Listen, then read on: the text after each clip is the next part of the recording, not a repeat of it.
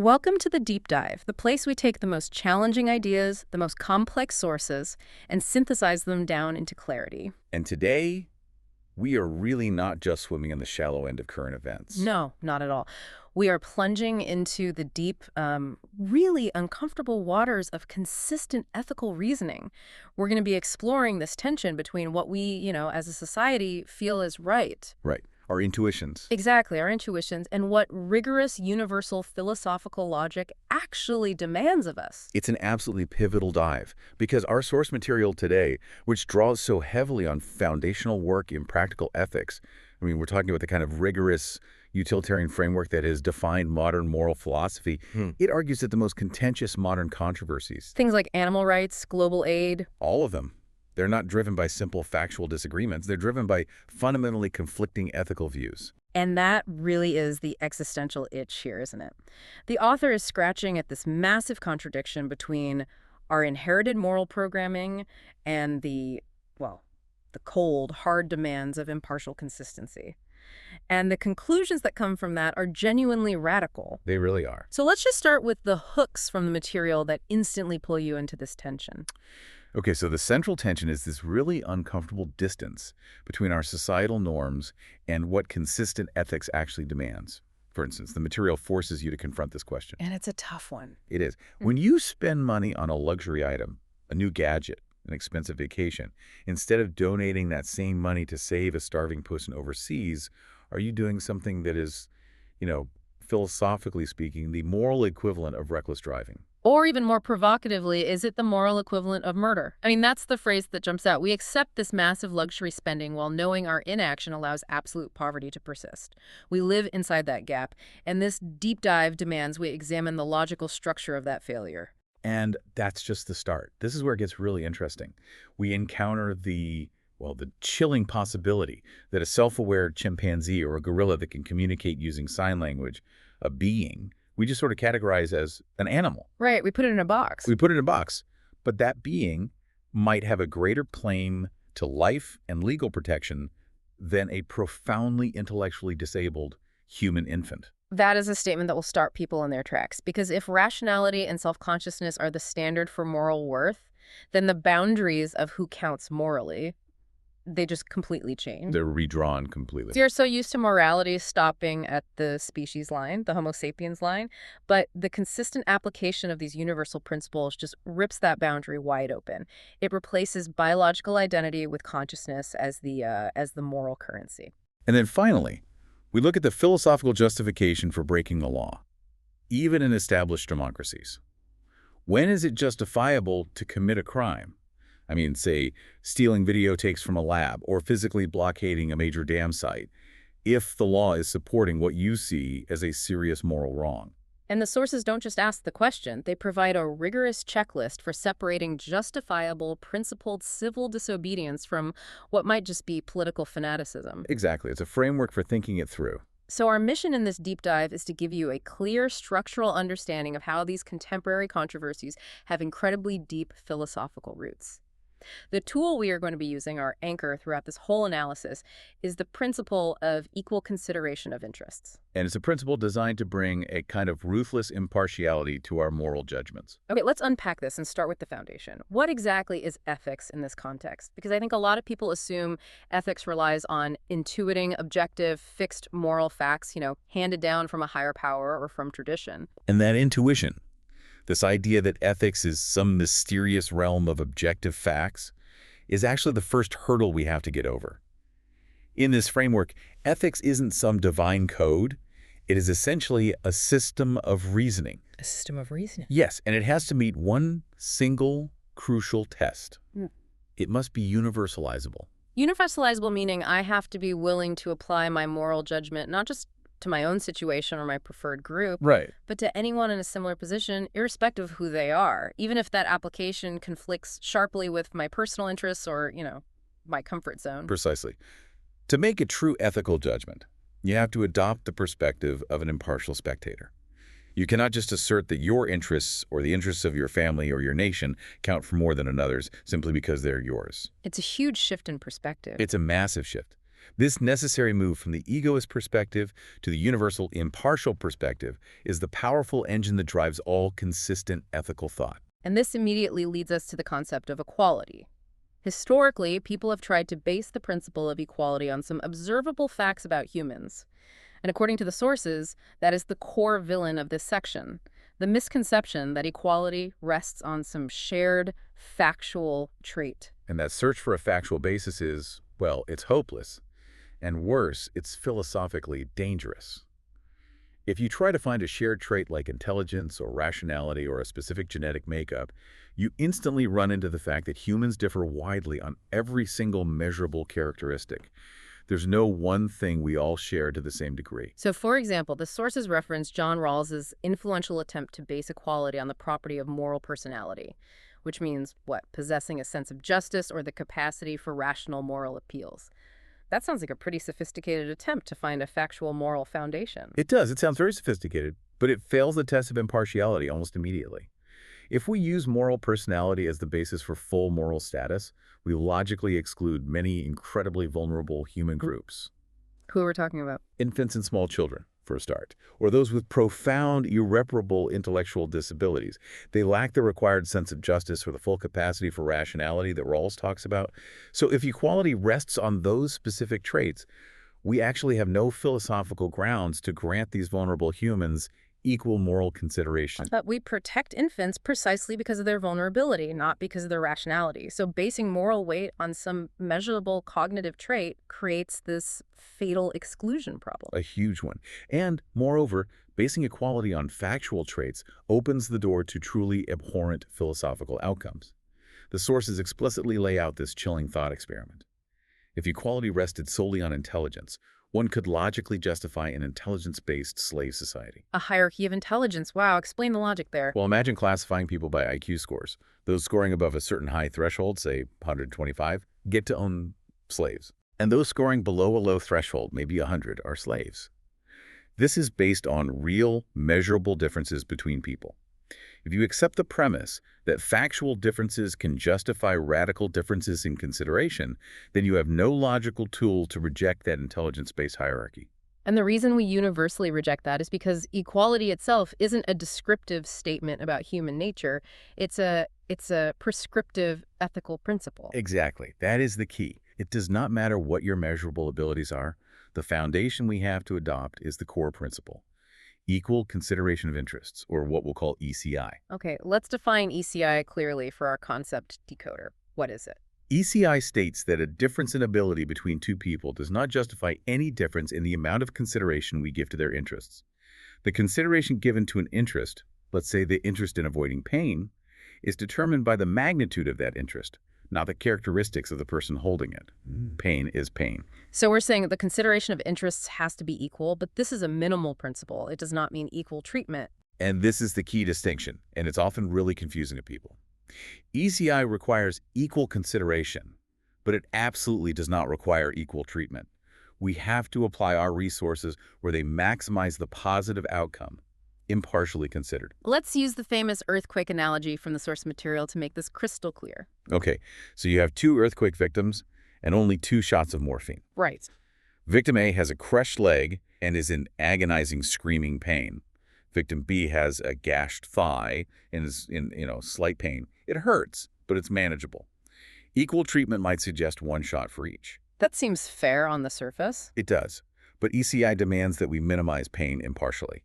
And since the first shot given to Victim A alleviates agony, and the second shot alleviates Victim A's continuing intense pain, giving both shots to Victim A yields the greatest moral significance. It results in the maximum relief of suffering, even though Victim B gets 0 shots. Exactly. The consideration of both victims' interests was equal, but the intensity of Victim A's interest in pain relief was overwhelmingly greater. The resulting treatment is unequal, but the ethical principle is satisfied. The sources even use another analogy about saving limbs that highlights this utilitarian calculus really powerfully. Right. If you have limited medical supplies that can either save a severely injured person's toe, and this person has already lost a leg, so their interest in that one toe is maybe diminished. Okay. Or you can save a less severely injured person's whole leg. Equal consideration dictates that we save the whole leg. Because preventing the loss of a whole limb furthers the interests of those affected more significantly, impartially considered. It's about the biggest net gain. It's all about the net gain of welfare, even if the person losing the toe is already severely disabled. ECI focuses purely on maximizing the positive outcome, not on a kind of superficial fairness. And this framework is so crucial when dealing with contentious issues like race and sex because it just renders so many factual differences morally irrelevant. Exactly. Take the really contentious area of IQ and race. The source material asks us to assume, just hypothetically for the sake of argument, that genetic factors might cause differences in average IQ between ethnic groups. It's a very controversial assumption. A very controversial assumption, but for ECI, that assumption is rendered largely irrelevant. Why? If there were real differences, wouldn't that matter for things like job training or education? Well, it might matter for specific job training, yes, but it doesn't matter for their fundamental moral status. First, we must judge individuals, not groups. That's paramount. Second, and crucially, the most important human interest: avoiding pain, satisfying basic needs for food and shelter, enjoying freedom, having a functioning family life. These things are not affected by differences in IQ scores. A genius suffers pain precisely as much as someone with a lower IQ. The interest is the same. The desire for freedom and the avoidance of suffering are universal interests. If equal consideration is demanded for those interests, then IQ differences become a non-factor in our basic moral calculus. And it's the same thing with sex. Even if we acknowledge factual differences, say males on average being more aggressive or competitive and females demonstrating a greater carrying capacity, this can never justify male supremacy. But why not? So many historical justifications for patriarchy relied on exactly those presumed differences. Because the principle of equality is not based on aggression or visual spatial ability. If we accept the moral principle of ECI, we must assess people as individuals, not lump them into categories based on average differences. The sources note that while genetic factors might slightly influence certain professional capacities, Sure. the massive gender disparities we see, like 10 times fewer women in fields like engineering in many countries, that cannot possibly be explained by biology alone. It clearly points to vast, ethically unjustifiable social opportunity gaps. So the consistent mechanism is clear. Impartiality means ignoring irrelevant factual differences and focusing only on the magnitude of the interests at stake. Okay, section 2 is where we challenge the deepest emotional boundaries. If we accept this demand for impartiality, we have to follow that logic wherever it leads. And for many people, it leads uncomfortably outside the human species. Yes, it does. This is where we define the core villain of the entire deep dive: speciesism. It's the indefensible prejudice against taking the interests of non-human animals seriously, based solely on their species membership. And the sources are ruthless in equating this prejudice with historical wrongs we now universally condemn. They are. The argument is that it is structurally identical to racism or sexism. Racism is preferring members of your own race simply because they are your race. Speciesism is preferring members of your own species simply because they are your species. The prejudice of the white slave owner against African slaves, based solely on race, is morally the same as our prejudice against non-human animals, based solely on species. Because there's no morally relevant factual difference to justify the distinction. None that holds up under scrutiny. Yeah. And to understand why this boundary is so arbitrary, we have to formally introduce our crucial binary, the engine of the entire argument: biological, human versus person. Okay, let's define these. A member of species Homo sapiens is a purely biological fact. It's determined by chromosomes. This category includes everything from a fertilized egg to profoundly disabled humans to anencephalic infants, those born without the major parts of the brain needed for consciousness. It's just a descriptive scientific term. And then there's the morally significant term: person. A person is the concept that holds all the moral weight. Following the classic definition from John Locke, a person is a rational and self-conscious being. Okay, what does that actually mean? It means a thinking, intelligent being that can consider itself as the same thinking entity across different times and places. This creature possesses self-awareness, an understanding of its own future, and the capacity for autonomy. The two terms overlap significantly, of course. Most humans are persons. Right? They overlap, but they are not the same. And this is the crucial point. A severely disabled human is Homo sapiens, but not a person. And crucially, if we find robust evidence of rationality and self-consciousness in a non-human animal, say a gorilla or a chimpanzee, then that being qualifies as a person and must be given the same moral consideration as any other person. This immediately shifts the moral status of suffering. If pain is pain, regardless of the species, then we have to extend our moral concern to all creatures capable of feeling it. Suffering is inherently bad, and it should be minimized, irrespective of the container that experiences it. The sources use this example. If you administer a blow with a heavy stick that causes a horse the same amount of felt, measurable pain as a simple slap causes a human baby. Okay. Because a horse's skin is much less sensitive, equal consideration dictates that inflicting that pain on the horse for no good reason is equally wrong. We have to focus on the pain experienced, not the species experiencing it. This argument is just devastating when you apply it to systemic practices like factory farming and animal experimentation, where billions of sentient lives are subjected to agony for what are often trivial human interests. The sources highlight some truly egregious examples. I mean, consider the Draize test, where concentrated cosmetic chemicals like shampoo are dripped into rabbits' eyes, or the LD50 lethal dose test for things like food coloring. These are often unnecessary luxuries. Completely unnecessary. The suffering caused is immense. We're talking prolonged agony, blindness, violent sickness. And the philosophical crux here is this. If the suffering of a fully aware adult animal, a creature that can understand its confinement and its fear, is demonstrably greater than the suffering of a human infant who lacks that self-consciousness, Then speciesism is the only way to justify experimenting on the animal but not the infant. it's the only justification left standing. We have to ask ourselves, are we merely relying on an arbitrary, indefensible preference for our own species?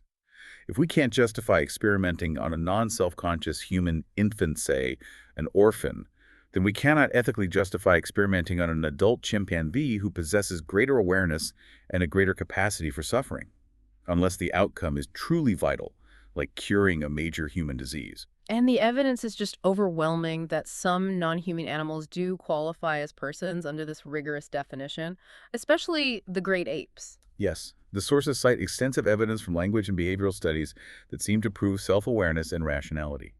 Think of the chimpanzee Washoe. Washoe learned sign language. She did. She formed simple sentences, and in that famous moment in front of a mirror, she signed, "Me Washoe." It's genuinely powerful to realize we share a moral category with a creature who replies, "Me, Washoe," in the mirror. It's just genuine self-consciousness, the ability to recognize oneself as an entity that continues over time. And this extends beyond language. I mean, consider intentionality and planning. There are these observations of the chimpanzees at Amsterdam Zoo who cooperated to defeat an electric fence by using a dead branch as a ladder. That requires shared intent and future planning. And there's that famous anecdote about the junior male chimpanzee who saw the dominant male approaching while he had an erection. Yeah, And he covered himself with his hands. That shows an awareness of the consciousness of the other and intentional deception to avoid consequences. It's basically diplomacy. or Figgin, the wild chimpanzee who spotted a banana, moved far away so he wouldn't give the game away by looking at the fruit and alerting the dominant male, and then returned 15 minutes later when the coast was clear. That requires complex, future-oriented planning and the manipulation of another being's expectations. So the conclusion, if you follow ECI, is morally inescapable. If these beings are rational and self-conscious, their lives must have the same claim to protection as human persons. The moral weight resides in the characteristic of personhood, not in biological species membership. Which means the focus on biological humanity is, at its core, nothing more than speciesism. So we have to now apply this person versus biological human binary to the most emotionally charged topic there is, the taking of life. This framework requires us to address the deeply ingrained doctrine of the sanctity of human life. Yes, we have to take it on directly. So let's start with dismantling that doctrine. The idea that all human life, regardless of its condition, holds this unique, sacred value. It's fiercely defended in modern politics, yet you say its philosophical roots are fundamentally non-rational. That's right. The doctrine of the sanctity of life is really a secular echo of two specific historical Christian doctrines. What are they? First, the immortal soul, which gives the act of killing enormous religious significance. And second, the belief that humans are God's property, making killing a kind of usurpation of divine right. Once you strip away those religious underpinnings, the idea that mere species membership gives special value, which is the premise of speciesism, is philosophically indefensible. Okay, so if we adhere to impartiality, we have to confront the classic conservative argument against abortion, which goes, it is wrong to kill an innocent human being. A fetus is an innocent human being, therefore it is wrong to kill a fetus. Right. And the source material critiques this argument by running it through that person versus biological human distinction we just established. How does that work? Well, if by human in that argument you mean person, a rational, self-conscious being, then the fetus is not one. The premise is false. If by human you mean a member of Homo sapiens, a biological fact. Then the premise is true, but speciesist. Exactly. It's morally irrelevant, just as killing a non-person ape for convenience is wrong, but it's not morally equivalent to killing a person. The sources also provide some really important biological context here regarding potential suffering. Yes, and we have to consider the biology of consciousness. The cerebral cortex is not sufficiently developed for the synaptic connections related to pain and consciousness until around 18 to 25 weeks of gestation. So what does that mean for the ethics of abortion? It means that if abortion methods cause pain after this point, those specific methods should be avoided to minimize suffering. But the life itself is not protected by personhood status before birth, as it is neither conscious nor rational. This leads to the most challenging, the most difficult question in the entire deep dive. If the fetus is not a person, what about the newborn infant? A week-old baby is a member of Homo sapiens, but demonstrably lacks the rationality, the self-consciousness, and the awareness of an adult dog, or a pig, or a chimpanzee. According to this consistent ethical standard, yes. The moral claim to life of a non-self-conscious newborn is of less intrinsic value to it than the life of many self-conscious non-human animals. And this is the ultimate collision point between conventional morality and consistent ethics. And the sources provide a startling historical context, reminding us that the current absolute protection of all infants is a distinctively Christian attitude. It's not some universal ethical default. Indeed. Infanticide was widely practiced and morally accepted, often even considered obligatory, in ancient Greek and Roman societies. Both Plato and Aristotle advocated for killing deformed infants. The Romans saw it as humane. So if we are aiming for a secular ethical consistency, we have to be prepared to reassess that absolute species-based prohibition. This brings us to a concept that sounds utilitarian to the extreme and, frankly, emotionally brutal: the replaceability argument. Walk us through the mechanism of this concept. The core premise of replaceability is this.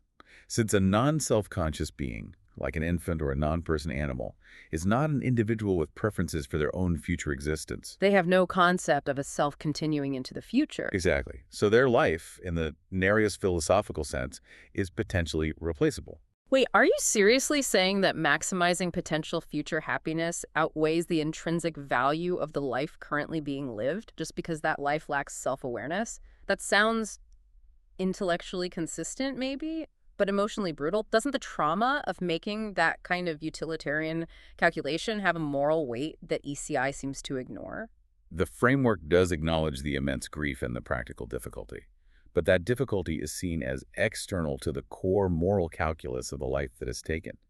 If we focus purely on the life that is lost, a non-self-conscious life, and the life that is gained, a new healthy child who would not otherwise exist, the argument is that the loss is outweighed by the gain of a better life overall. And you stress, however, that this logic already justifies common medical practices, right? We're already doing this. Absolutely.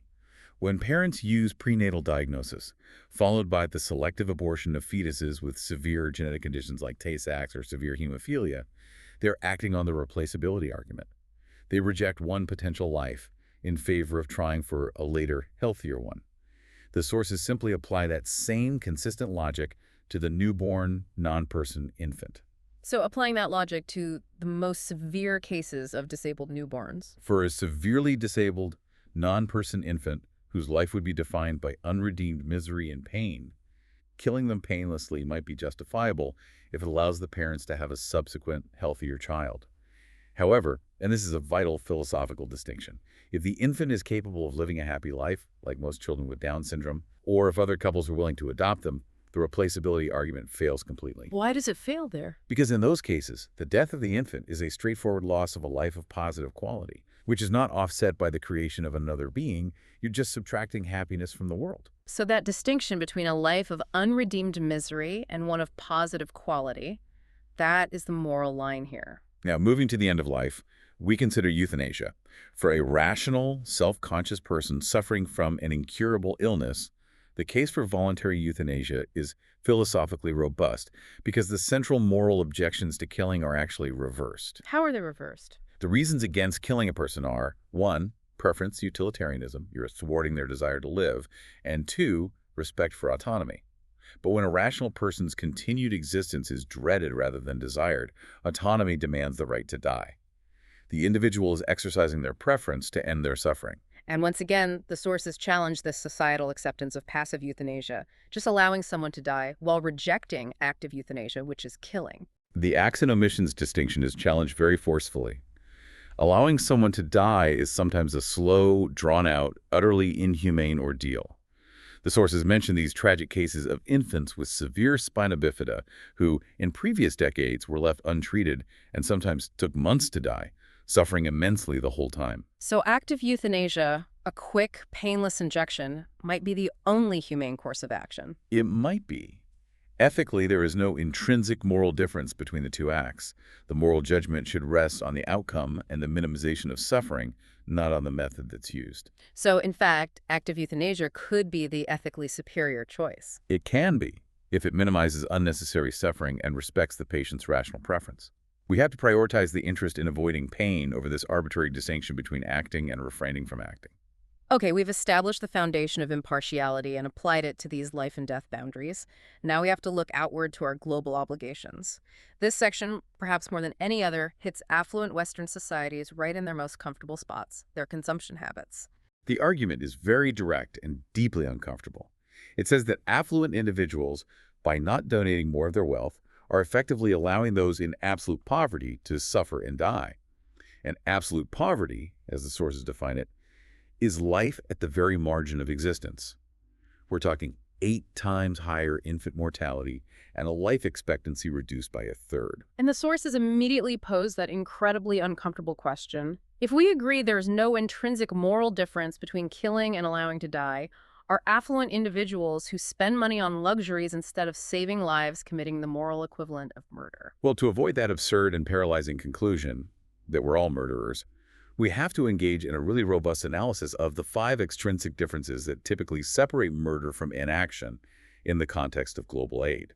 These are often the justifications we use for our inaction. Okay, let's unpack these one by one. First, the difference in certainty. Right.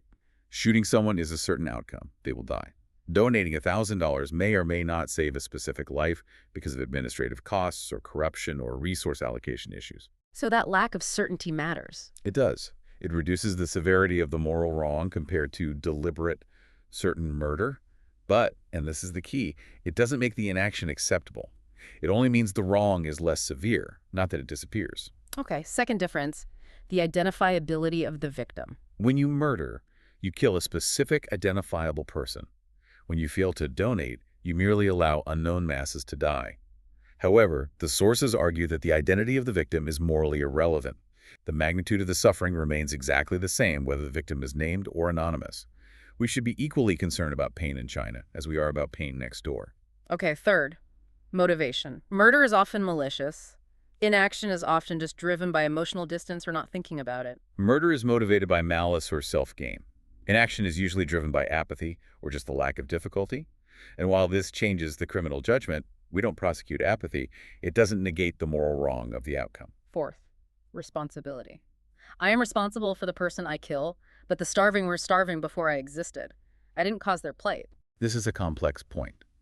And while we are not directly responsible for their poverty, we are responsible for the fact that we can alleviate their suffering easily and choose not to. The sources argue my duty to rescue a drowning child is not negated by the fact that I didn't push the child into the pond. My responsibility arises from my capacity to help. And finally, the fifth difference, the sheer difficulty of compliance.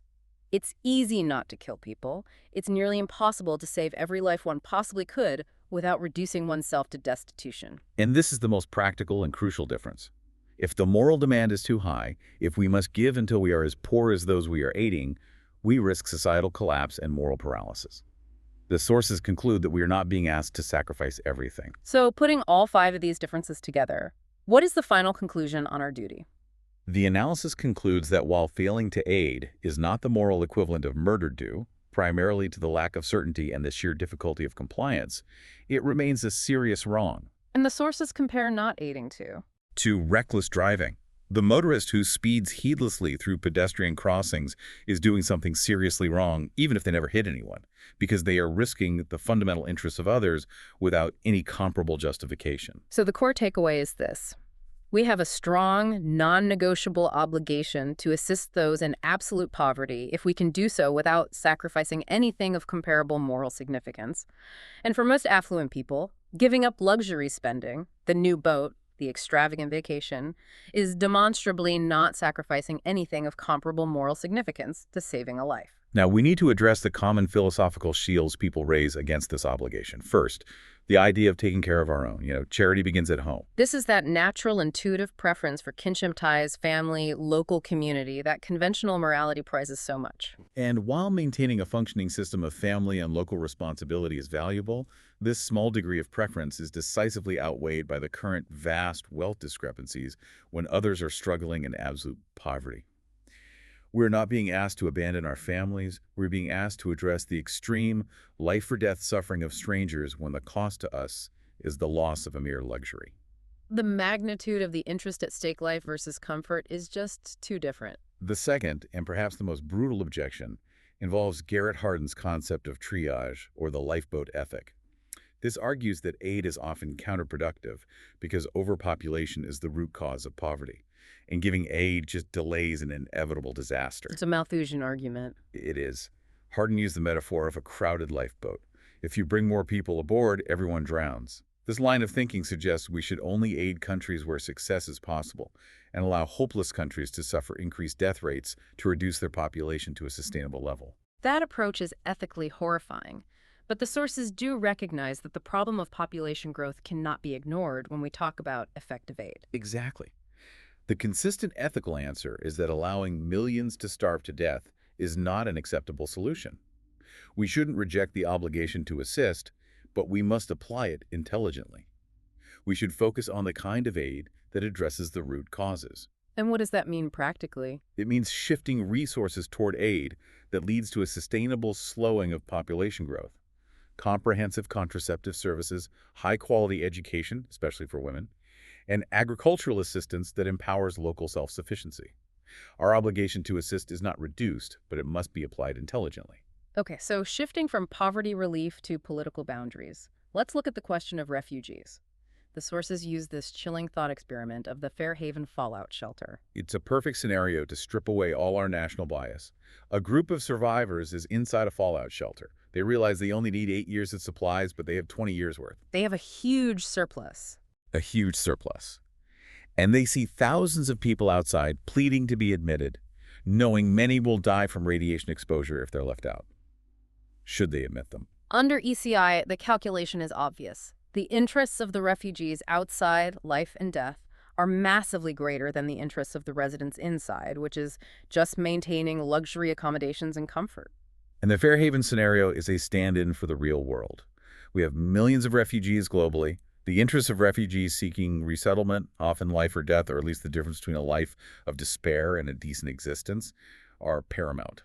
So how does that compare to the conflicting interests of affluent host nations like the U.S. or Europe when they choose to limit immigration? The interests cited by the affluent nation minor economic adjustments, a perceived strain on social services, marginal social changes. They're speculative and decidedly minor when weighed against the life or death stakes of the refugee. If we are truly impartial, the interest in avoiding the trauma of displacement outweighs the discomfort of managing a slightly larger population or slightly higher taxes. Which leads to a radically demanding conclusion for conventional politics. The consistent application of ECI forces us toward this realization that affluent countries should logically continue accepting refugees until they themselves are reduced to the same standard of poverty and overcrowding as the nations the refugees are fleeing. You have to pause on that. That is a revolutionary demand. It means abandoning the idea of national preference entirely when faced with absolute poverty and existential threat elsewhere. The current status quo, which prioritizes minor domestic comfort over fundamental human interests abroad, is simply the result of national selfishness, not moral reasoning. So if the obligation to assist is this demanding, and if our laws and our policies violate these basic moral principles, whether it's through speciesism or national selfishness, then the final question is how we should act when move into the ethics of illegal protest. Do the ends justify the means? This is the ultimate question for the applied ethicist, right? Hmm. And we analyze 4 powerful case studies of lawbreaking. Oskar Schindler bribing the SS, the Animal Liberation Front, or ALF, stealing videotapes, Operation Rescue blocking abortion clinics, and Bob Brown blockading the Franklin River Dam site. All of them broke the law, but were they all ethically justified? And the simple formula, the end never justifies the means, is, according to the source material, just an overly simplistic moral crutch. I mean, we lie to spare someone embarrassment. We break a minor rule to prevent major harm. The real question is how serious the ends must be to justify the means. And that necessitates understanding why we obey the law at all. The law is not ethically absolute. The fact that an action is illegal is an extrinsic moral factor. It risks undermining social order, setting a bad example, incurring penalties.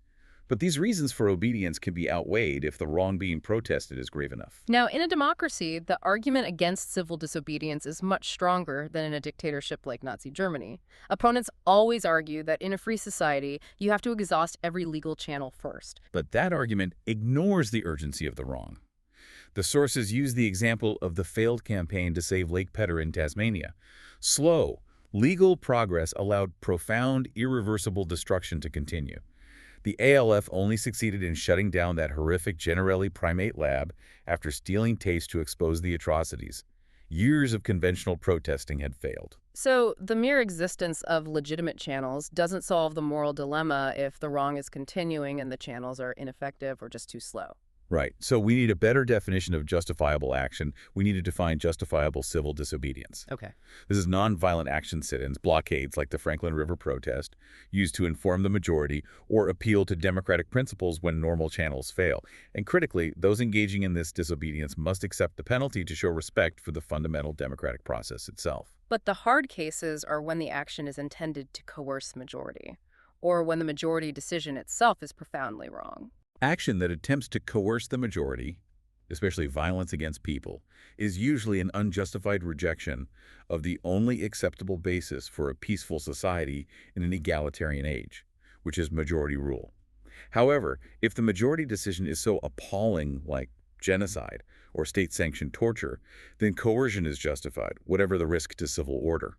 The key is accurately assessing the gravity of the wrong. And this is where the rigorous moral reasoning we've been building this whole time determines which of those 4 cases were justified and which were not. Okay, so applying our principles.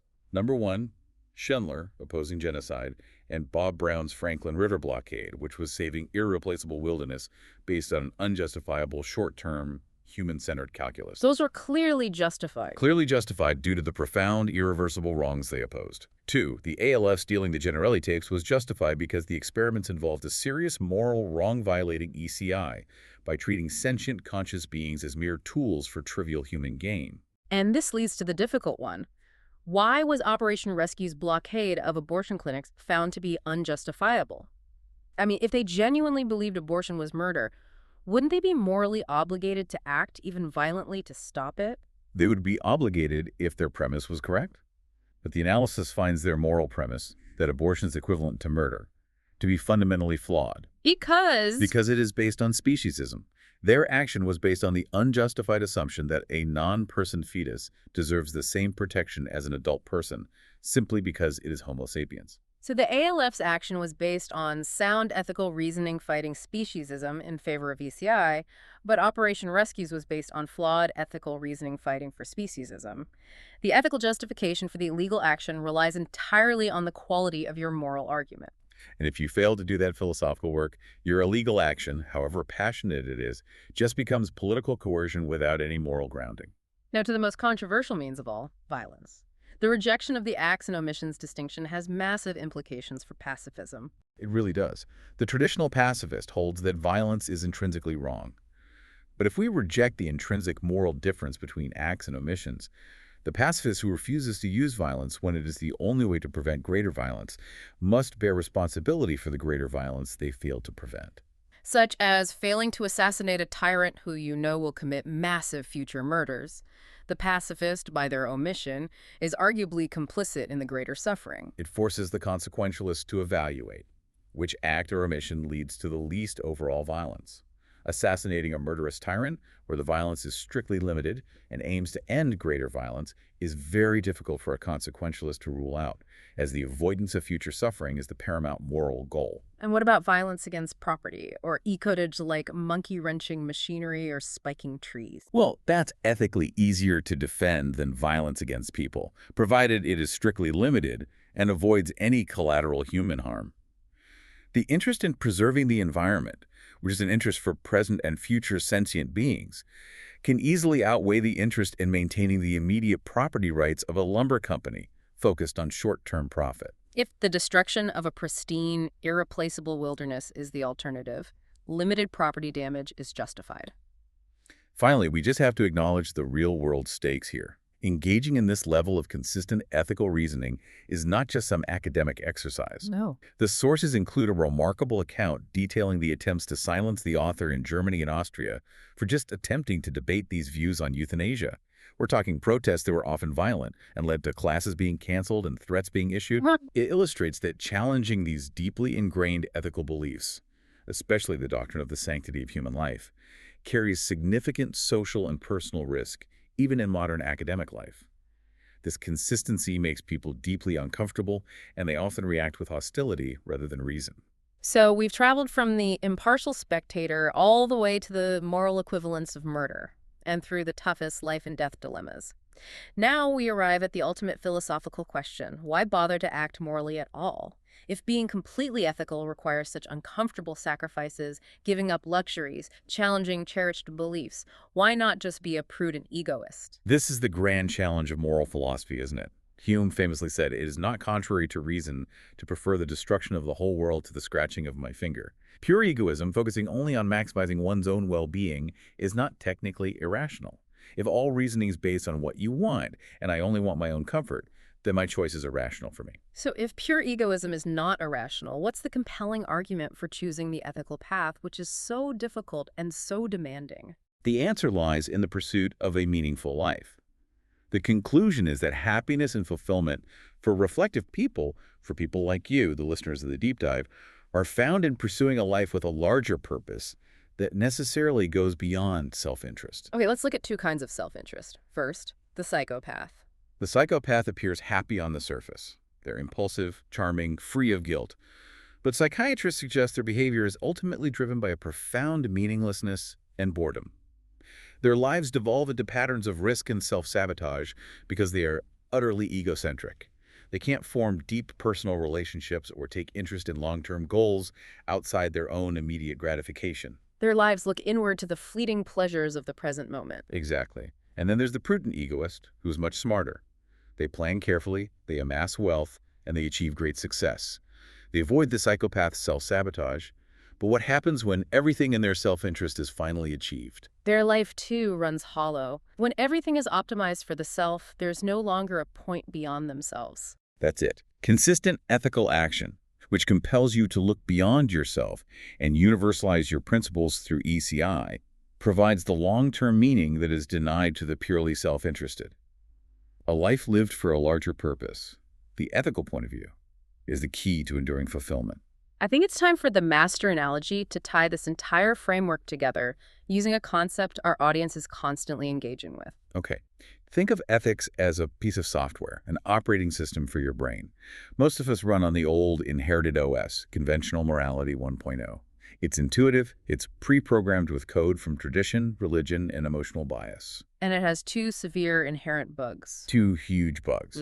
It's hardwired for speciesism and national bias. And this legacy OS, it just constantly crashes when it's faced with modern dilemmas like global poverty or animal suffering because its core programming is fundamentally illogical. Exactly. And what we've done today is we've installed the Radical Comprehensive Update, Consistent Ethical Reasoning 2.0, which is powered by the ECI algorithm.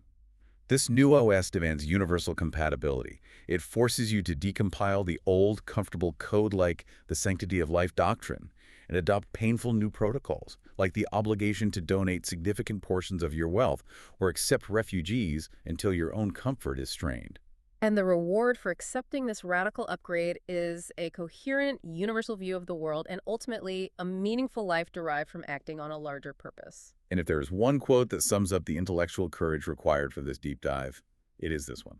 The belief that mere membership of our species, irrespective of other characteristics, makes a great difference to the wrongness of killing a being is a legacy of religious doctrines that even those opposed to abortion hesitate to bring into the debate. So the final provocative thought for you is about the burden of this knowledge. We know that external pressures, the law, social acceptance, will always be needed to enforce the minimum standards of acceptable behavior. But the true ethical challenge is internal, it's personal, and it's radical. Having seen the demands of reason, how much are you prepared to sacrifice to close the gap between your conventional, comfortable morality and the ruthless consistency demanded by the universal application of interests? That is the path to a life of true purpose.